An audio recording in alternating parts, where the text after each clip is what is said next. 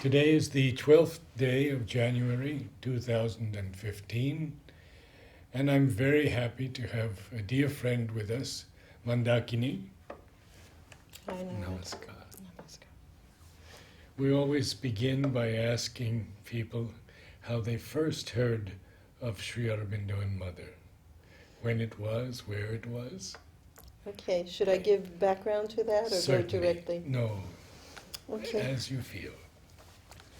Well, my first memory was at 4 years old, where I was walking down the street with my mother, and I was suddenly gripped by a place that had a circular hedge. And it struck me very deeply, and I wanted to stand there. What was it? What was it? And I was a little girl, so I was pulled forward.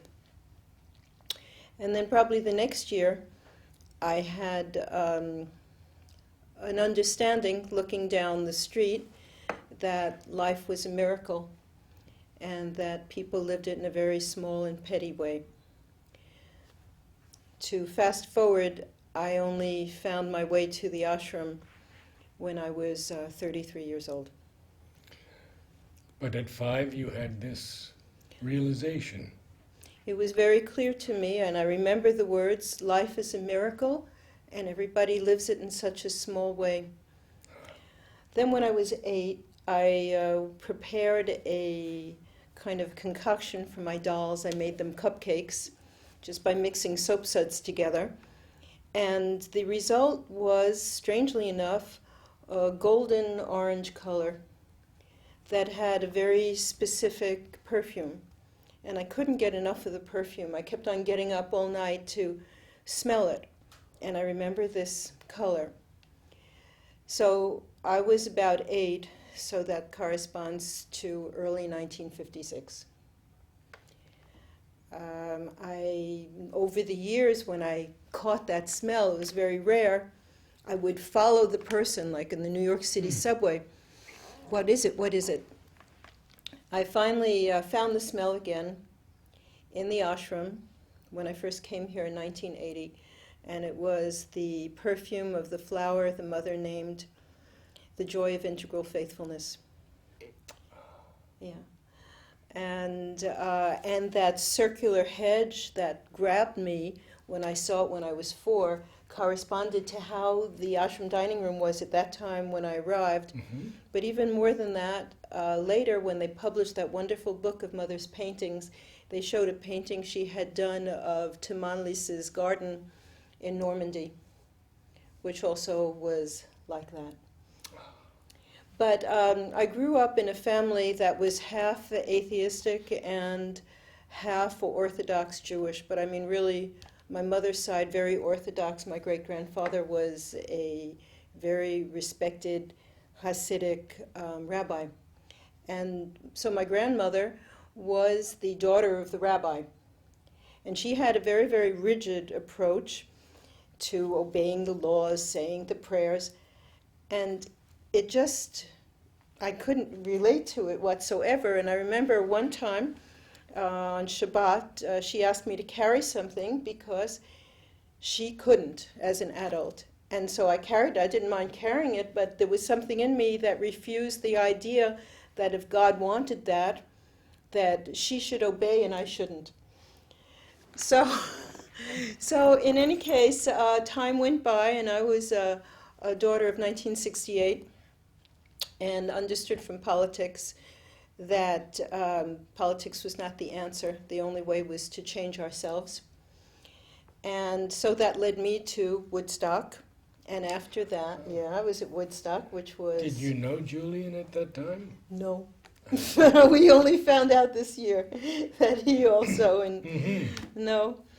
And so the main thing that started happening was that I went to Spain, and I was on a small island called Formentera, and following my generation's progress from politics to drugs to spirituality, I had my one and only psychedelic experience, which was very terrifying. But I understood several things from that. One, there was no place else. There was just this expansion of existence, no way out. And that I had previous lives because I saw some of them. But at the very end, when finally the experience was over, thank God, suddenly, and I was peaceful and calm and in control, suddenly my mind opened into a big space that was very, very, very pale blue. And I said to myself, I don't know what this is, but I want this. And you, who were so close to Tammy, if you remember the color of the cover of one of her books of poems, with the roses, roses, roses, but on an extremely pale blue background. It was that pale blue, which I later learned was Sri Aurobindo's color. And what you had described in your dictionary of an infinite mind, the lexicon of an infinite mind, was what they called azure, this extremely pale, pale blue. So that still didn't get me to the ashram, except that the very next day, the very next morning, I met some Americans in Spain on this little island who had just come back from the ashram. Oh. And that was the first time you heard Sri Aurobindo's name? exactly. And I never knew anything about it before. And they told me the story that they had heard at the ashram of John Kelly, that American New York fireman who Very had close friend of mine. really. Oh, yes. See, I never In knew. fact, I recorded his whole history one Oh, time, you did. and it was lost. Oh no. The big tape was lost. Oh my God. But John was a wonderful friend, and close to Sam and Eric. Oh really? Very close. Well, his story really struck me, that he was continuously saved by this vision on the battlefield, and then he went back to New York City and went to this very famous bookstore and opened a book called The Life Divine. It was right after World War II, and Yeah. what does he see but the photograph of the last darshan, as you know very well, of Sri Aurobindo, and that was the last vision he had had on the battlefield in World War II. Great Sir Great Sir, exactly. and Heavenly Lady. And heavenly. So I wanted to believe that, but I wasn't sure it was really true. It was a fantastic story, and when I finally got to the ashram, I was very happy to know that it was true, because that sort of sparked something in me, and I started going into a thing of following coincidence. And I had an experience with a Catholic saint, Saint Rita, where everything was very clear that I was being led.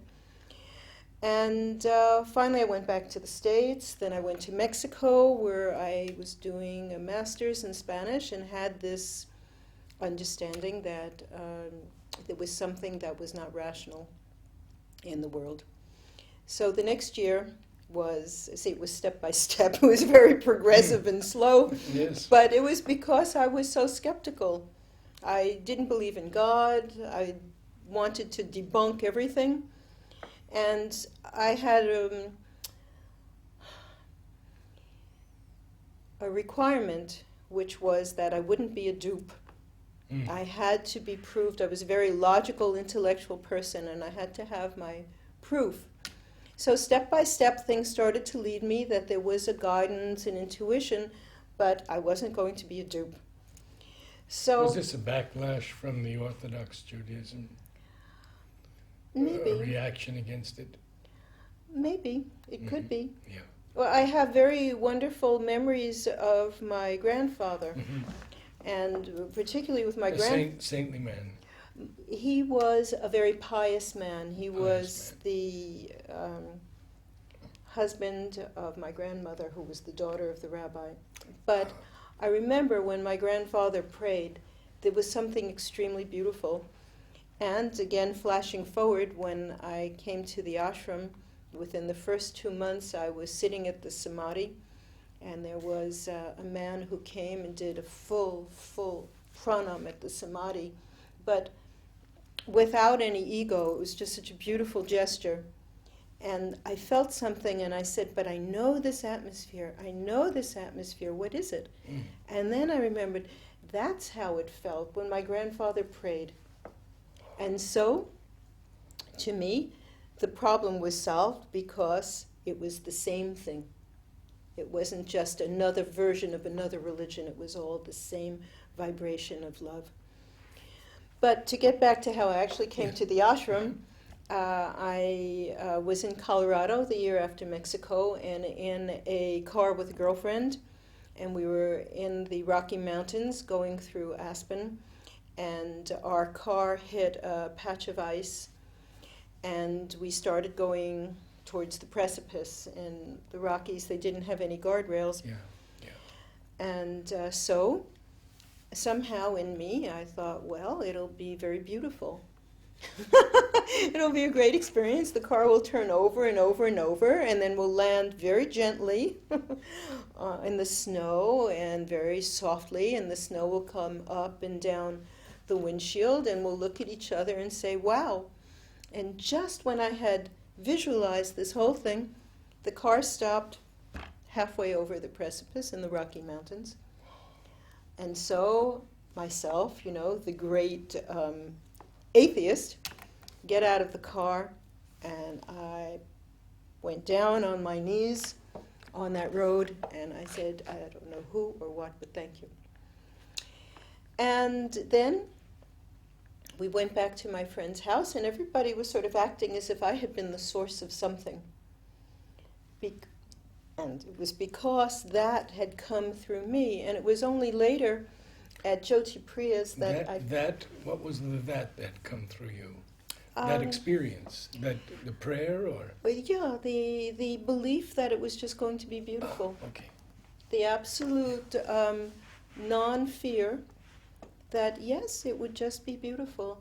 And I read later, when I got to Jyoti Priya's, something Mother had said about an accident that had been avoided, where she said somebody had been conscious. And what did that mean? That the person had been in touch with his soul. And there was some story about a cart, very, very heavy cart, that was going to fall over on some ashramites, and then suddenly it just righted itself. And people said to the Mother, how did that happen? And she said somebody there was conscious. And so between 1972, when this happened with the car almost going over the precipice, and then 5 years later, meeting Jyoti Priya in Los Angeles and reading this text by the Mother, between those years, I'd always wondered, well, what happened? What happened? The car stopped. It had a great velocity. We were going over the edge, and it stopped.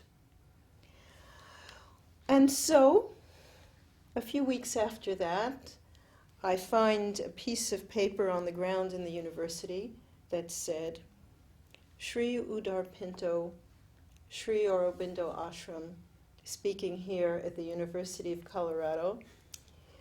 And it was the year the Mother had sent Udar to America. Yes. And so I said, yeah, Sri Aurobindo Ashram, the story of the guy on the battlefield, oh yeah.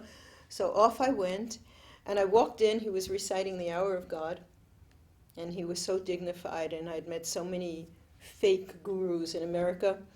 Can you imagine? Yes. And there was Udar standing very nobly and reciting the Hour of God. Woe to the unready who has not kept the candle wick trimmed. Right? So, but again, I still wasn't convinced. Could we just go back a bit Yeah. to your first meeting with Jyoti Priya? Yeah, so that was the next year, and that was the final step, was that I had met somebody on the other side of the United States who said, you're in California, because I'd moved to California, you must meet Dr. Tyberg, you must meet Jyoti Priya. And I said in my heart, oh, I'm just going to be disappointed, so I'm not going to go. And so I didn't go. And the year after that, it was Sunday, August 15th, 1977. I didn't know what to do, and there was this guide, New Age events in Southern California. And there I see it. Sri Aurobindo birthday celebration, Dr. Judith Tyberg, East-West Cultural Center. And I had been trained at that point to follow the signs. So I said, okay, that's it. So I went. And you who knew her so well, you will remember how she was. I walked in and she was sitting on a chair in front of a large group, and she said, "Friends, we are at the dawn of a new age for humanity." And that was that. That was it. That was it. But I came there knowing absolutely nothing about anything, and I found everything very strange. And then Jyoti Priya would say things like, "Oh, that's what I love about the mother, she's so practical." And I said, "Oh my God, I don't know what she's talking about. How can that be practical?"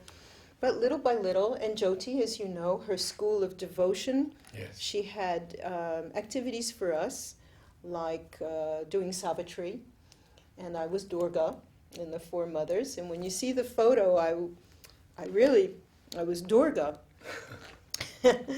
And then she had an evening where she gave us all a prayer to read that corresponded, one of Mother's prayers that corresponded to each person very perfectly. And for me, the prayer was, "My aspiration to Thee, O Lord, has taken the form of a beautiful rose, harmonious, full in bloom, rich in fragrance." And then I lost my job, which was great. They closed the company, they sold it, and so suddenly I was free, and I was in India 2 weeks later. I arrived here on February 3rd, 1980. Where did you stay? In the beginning, I was a little bit here and there. I stayed next to Oscar.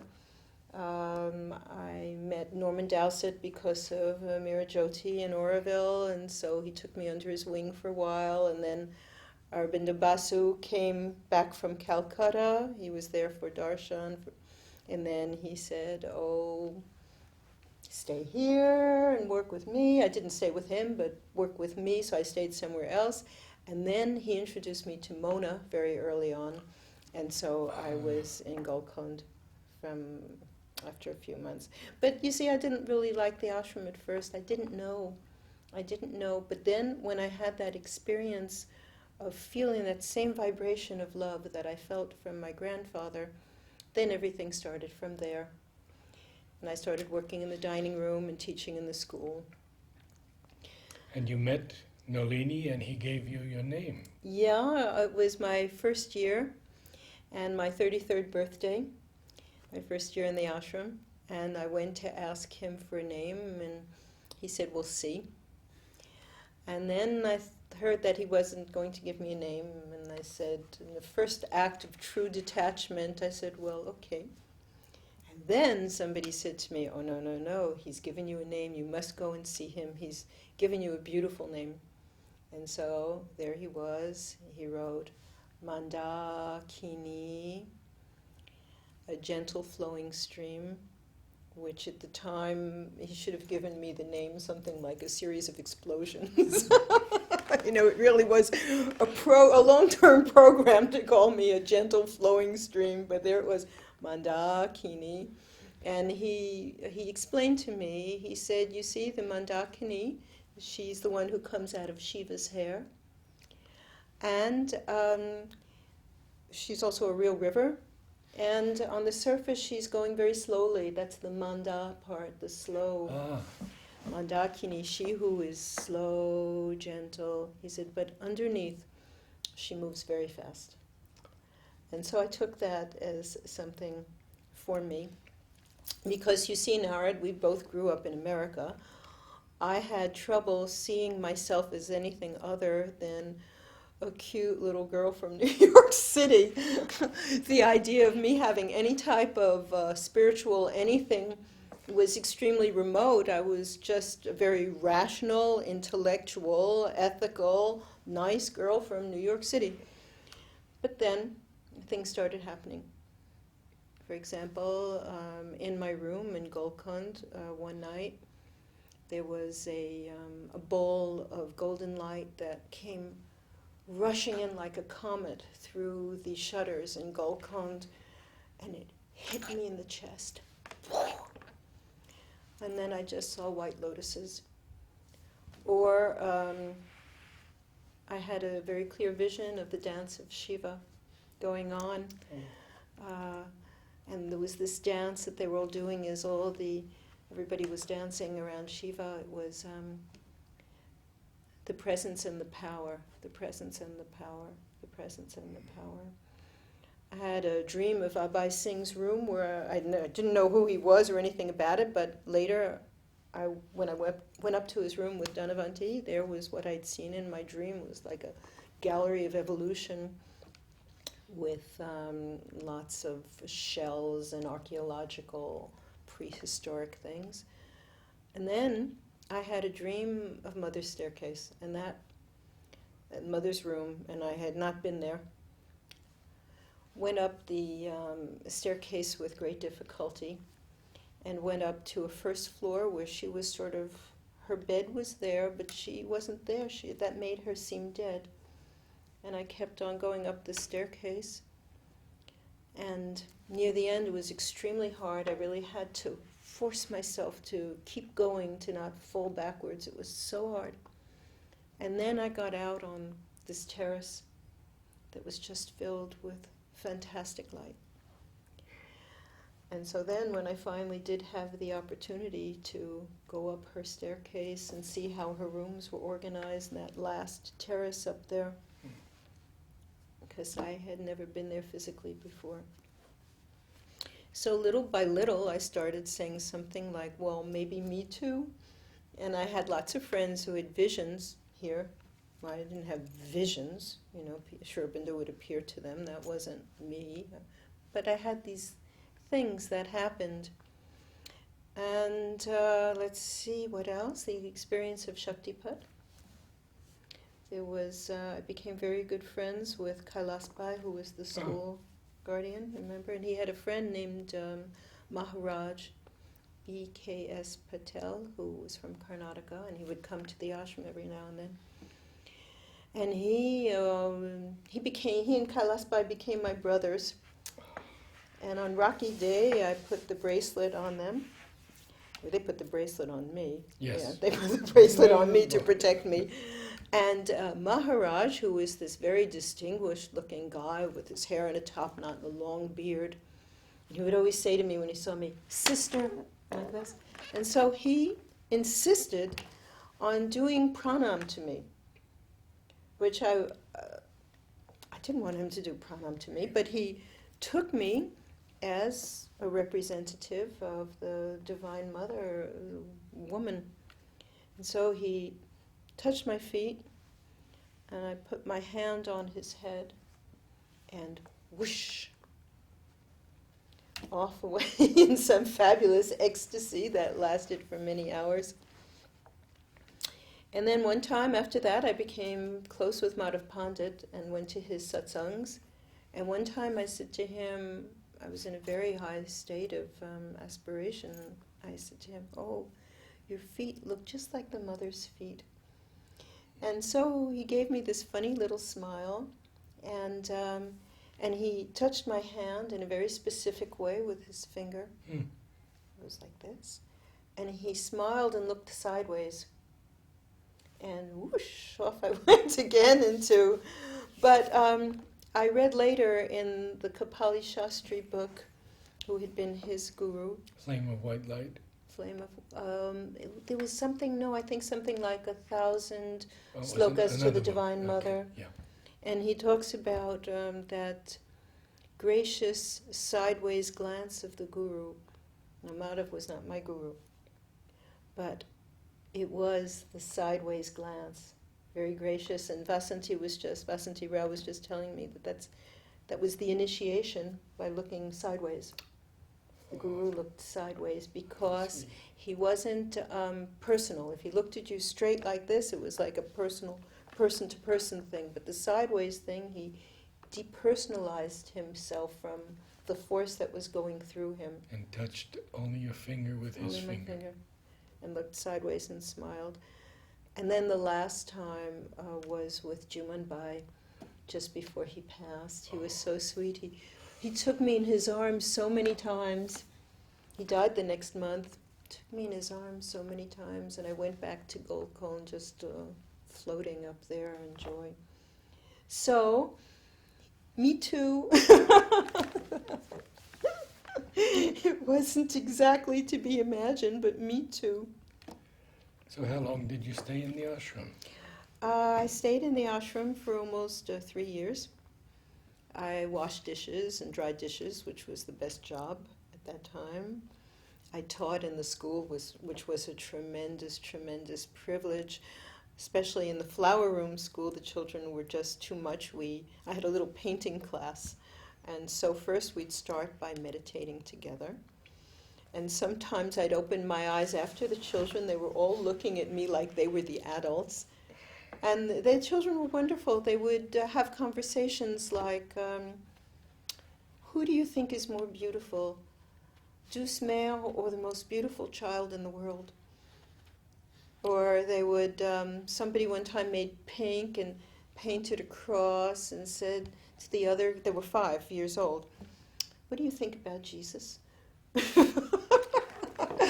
Really? And then I remember one time in a little school program, they played the Sunil's music with Sri Aurobindo's mantra, Om Anandamayi. And the children started singing with all their hearts. There were about 40 children, all little. This was here in Delafont? Yes. Mm-hmm. And even the teachers who were present, like Anjana, and they had worked with the children for so many years, but even that, the way they started singing this. And then I worked with the older kids too, and that was a lot of fun. And that was a year when I started composing little spiritual songs. There was one very beautiful one that came, Let It Shine on Me, Your Golden Sunshine, Shine on Me, Divine Love. And the first... You set it to music? Yes. The first verse was, so many years I've wandered and waited. So many years I've wondered, unsated. Now that I know which way to go, from day to day I can just pray, let it shine on me, your golden sunshine. Yeah, that was beautiful. And then there was another one, when you give, give from the heart, do not end and always start. And then at the archives, I had the idea that the flower book, as it was organized at that time, was a little confusing because some of the flowers seemed to appear in several places. And I said, but I've seen that flower already. So I did a deeper search that some of the flowers had changes in botanic names. And so... Many, as you know, you're the expert. And so I reorganized it into 12 categories according to meanings. And Janti Lal was very pleased, and the whole archives team liked it a lot. But then I went back to the West, and Lilo was the courageous person who devoted 17 years of her life to finishing the book. So where did you go? I went back and why? to why. Oh, well, this is very personal, but here we go.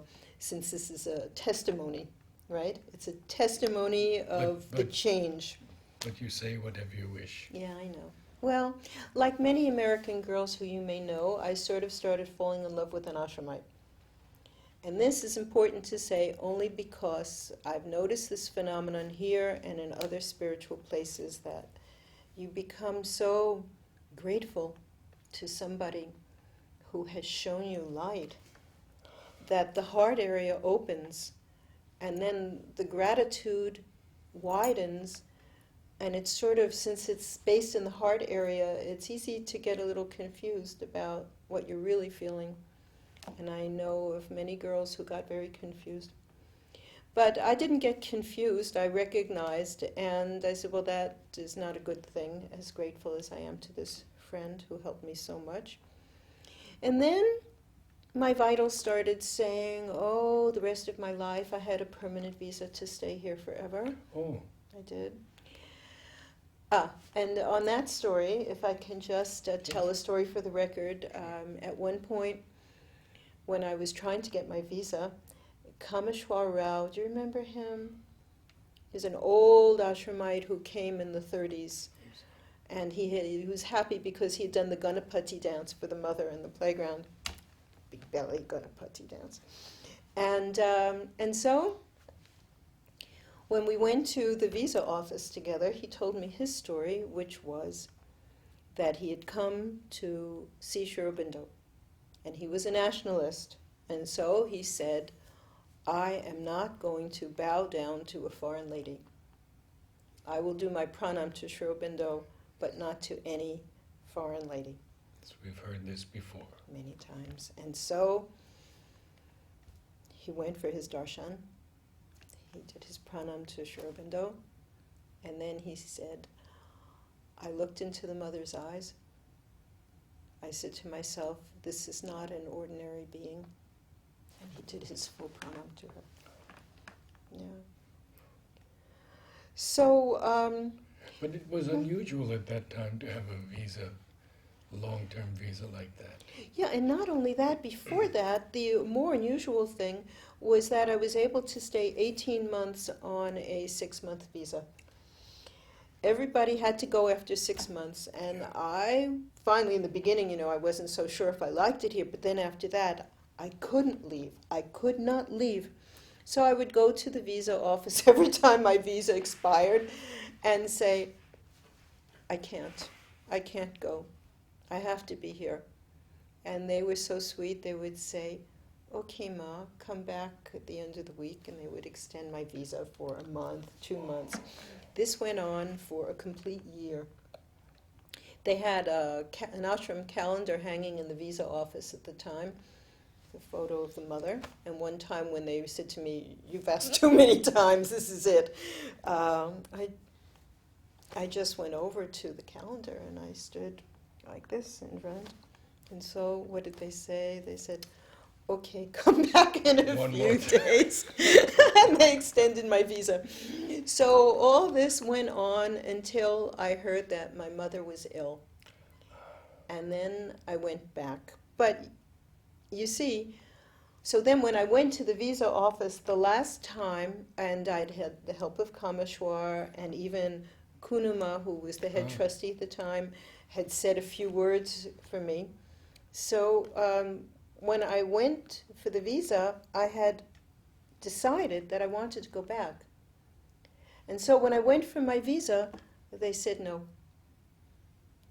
And you see, it was entirely based on my aspiration. I was the person who had the reputation for staying the longest on a 6-month visa.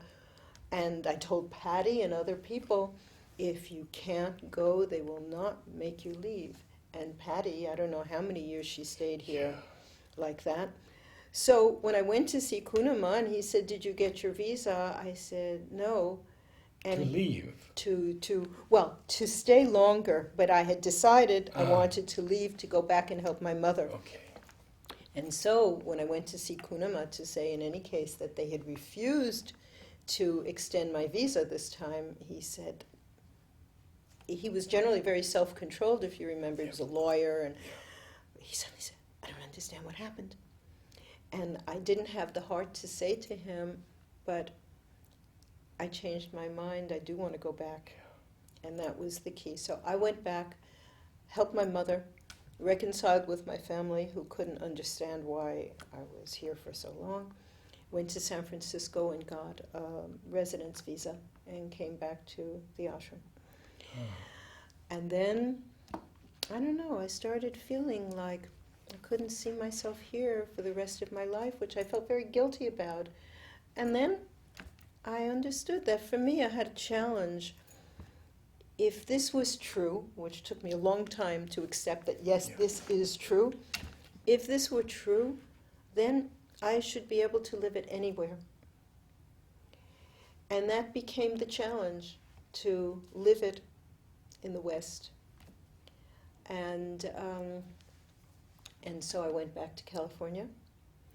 And a funny thing that I just remembered with Loretta the other day was the East-West Center. So I went back to Jyoti Priya Center, and the crowd was there, the same group. And we decided to bring Sri Aurobindo's relics to California. And so we started talking about what to put the relics in. And somebody had made a replica of a kind of a mini samadhi for 4 people. 4 people could pray at the same time. And so we decided to try it. It was made out of cardboard. It was sort of like a lotus with 4 sides. So there was Loretta, there was Trudy, I think there was Suzanne Cosgrove, and there was me. And just to try it to see if we had elbow room, we put our hands down and our heads on it as if we were at the samadhi. And then none of us moved for the next 20 minutes. And then we all lifted our heads at the same time. And Loretta said in this kind of professorial tone, she said, "And this is what we call a descent." And that's what it was on this cardboard thing. They later did something very beautiful for the relics. And then after that, I came to France. And I've been in France for 30 years. Well, let's take a break for a few moments and pick up with your going to France. Ay, ay, ay.